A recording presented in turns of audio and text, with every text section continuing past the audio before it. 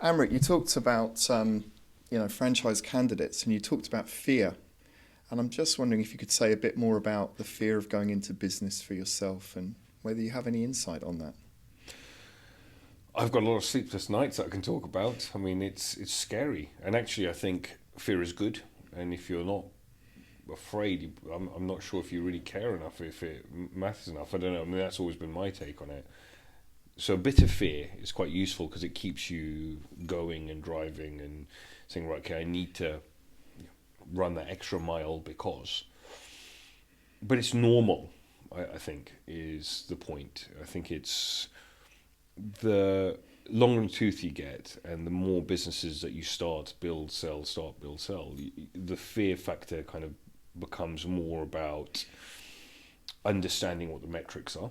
But certainly early doors, gosh, there's lots of fear. Actually, when I started my first business, I wasn't that afraid. But that's because I was 22, had no idea, and I kind of jumped in. I was pretty afraid a month in, because I thought, gosh, I've bitten off more than I could chew here. So, and then but actually, the way I was raised was you work, and so I thought, well, okay, I don't know what I'm doing, but what I'll do is I'll just put a real shift in here, and I just worked. And so I was afraid, and I just carried on running and driving, and that fear then turned into a hunger for knowledge.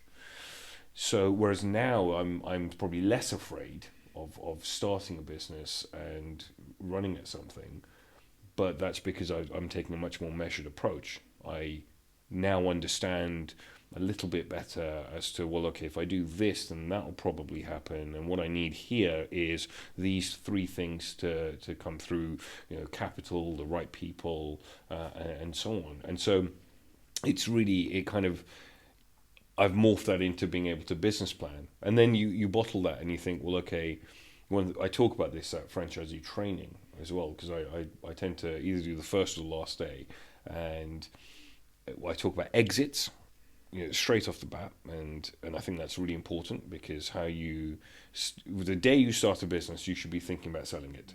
Whether that's in 10 years, 1 year, 20 years, doesn't matter. Let's run the business as though you're selling it tomorrow. So you've got all of the finances in the right place and you're operating it in the right way.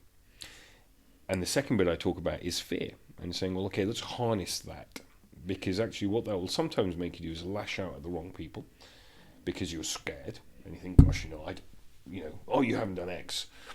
But actually, if we harness that and we talk about it, we normalize the fear, actually we can use that to our advantage and say, well, okay, great. When I'm afraid, I just work harder now because I've understood that I'm afraid because subconsciously something is kind of ticking off there. Either I'm thinking, gosh, I've done this, but I'm not quite sure what the hell I'm talking about here, and so I need to work much harder to learn. Or I'm doing this, but maybe I don't have the right people, so I need to work really hard to get the right people in. Or there's something else that I need to invariably do or learn. And I think for me, I feel the converting the fear into action really omits the fear, because when you're taking action, you take control of the situation.